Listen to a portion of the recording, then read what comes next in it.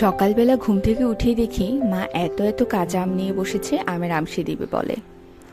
তো হঠাৎ করে দেখে আমারও মনে হলো যে কাঁচা আম দিয়ে যদি মোরব্বা করি তাহলে কেমন হয়। কাঁচা আমের সিজন, কিন্তু মোরব্বা খাবো না, তা কি কখনো হতে পারে? তাই চিন্তা করলাম আজকে বানাবো কাঁচা আমের মোরব্বা। যেহেতু কাঁচা আমের মোরব্বা বানাচ্ছি সেহেতু আপনাদের সাথে শেয়ার না করে থাকাটা উচিত হবে না, সেই জন্যই আবার মোবাইল আর ক্যামেরা নিয়ে চলে এলাম আর শ্যুট করা শুরু করে দিলাম। এখানে কাঁচা আম নিয়েছি 7 থেকে 8টা, মাঝখান থেকে ফালি করে নিয়েছে মা।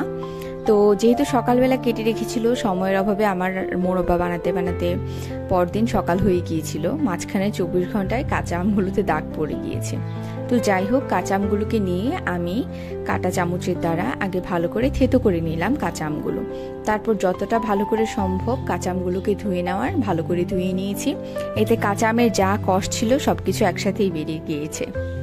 এবার একটা পাত্রে আমি কিছুটা চুন গুলে নিয়েছি এবং কাঁচা আমগুলো দিয়ে নিচ্ছি।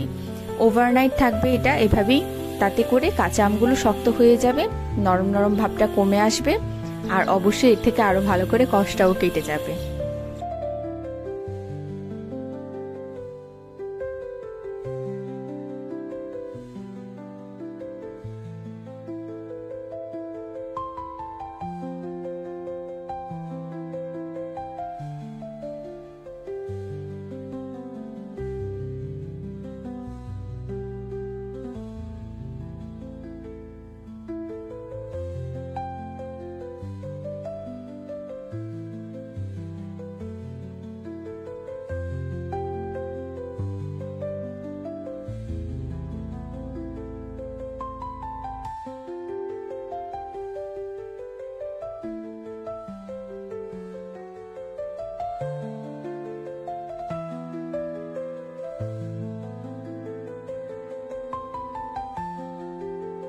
সারা রাত কাঁচা আমগুলো চুনের জলে ভিজানো থাকার পর কাঁচা আমগুলো থেকে ভালোভাবে আরো কষ কেটে গিয়েছে আর কাঁচা আমগুলোও বেশ শক্ত হয়ে এসেছে। এখানে আমি ব্যবহার করছি গুড়ের চিনি। তো গুড়ের চিনিটা স্বাভাবিকভাবে লাল হয়, আপনারা সবাই জানেন, চাইলে সাদা চিনিও আপনারা ব্যবহার করতে পারেন। তো আমি একটি পাত্রে প্রথমে কিছুটা জল দিয়ে নিয়েছি এবং মোরব্বা করার জন্য পরিমাণ মতো চিনি দিয়ে নিয়েছি। চিনির পরিমাণটা অবশ্যই বেশি হবে। তারপর এগুলোকে একটু জাল দিয়ে চিনি আর জলটাকে নরম করে নিলাম, মানে একেবারে লিকুইড হয়ে গিয়েছে আর কি। এবার এখানে দিয়ে নিয়েছি দারুচিনি আর এলাচ, 2-3টে এলাচ আর একটা দারুচিনিকে 2টো টুকরো করে দিয়েছি। এবার কাঁচা আমগুলোকে আমি চুনের জল থেকে সকালবেলা উঠিয়ে একটা ঝুড়িতে রেখে দিয়েছিলাম, এতে বাকি জলটাও ঝরে গিয়েছে এবং ভালোভাবে শুকিয়ে গিয়েছে কাঁচা আমগুলো। এবার আমগুলোকে আমি চিনি শিরায় দিয়ে দিলাম। এবার বেশ কিছুক্ষণ নেড়ে চেড়ে বলক আসা পর্যন্ত অপেক্ষা করব।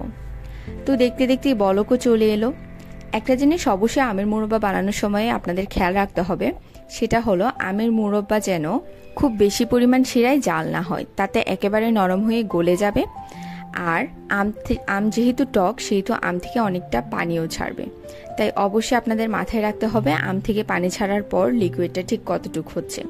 খুবই মিডিয়াম আঁচ করে আমি আস্তে আস্তে করে নেড়ে চেড়ে আমের মোরব্বাগুলোকে জাল দিয়ে নিচ্ছি। ততক্ষণ পর্যন্ত জাল দিব যতক্ষণ পর্যন্ত না আমগুলো একবারে ট্রান্সপারেন্ট হয়ে যাচ্ছে। তাহলে ভালো করে জাল করে নেবেন এভাবে করে। অবশ্যই হাতে শিরাটা নিয়ে একটার সমান হয় এরকম একটা কনসিস্টেন্সিতে শিরাটা আসলে তারপর কাঁচা আমের মোরব্বা রেডি বলে আপনারা ধরে নিতে পারেন। তো আমার মোরব্বা তো রেডি।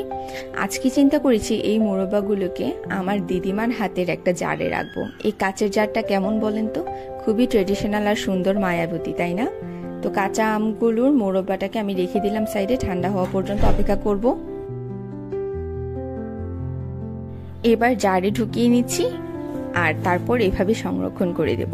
যদিও আমি ফ্রিজে রাখবো, আপনারা চাইলে রোদে দিয়েও এটাকে সংরক্ষণ করতে পারেন। তো আমার আজকের ভিডিওটা কেমন লেগেছে অবশ্যই কমেন্ট করে জানাবেন এবং ভালো লাগলে আমাকে অবশ্যই ফলো করবেন। দেখা হচ্ছে নেক্সট ভ্লগে। Till then tata.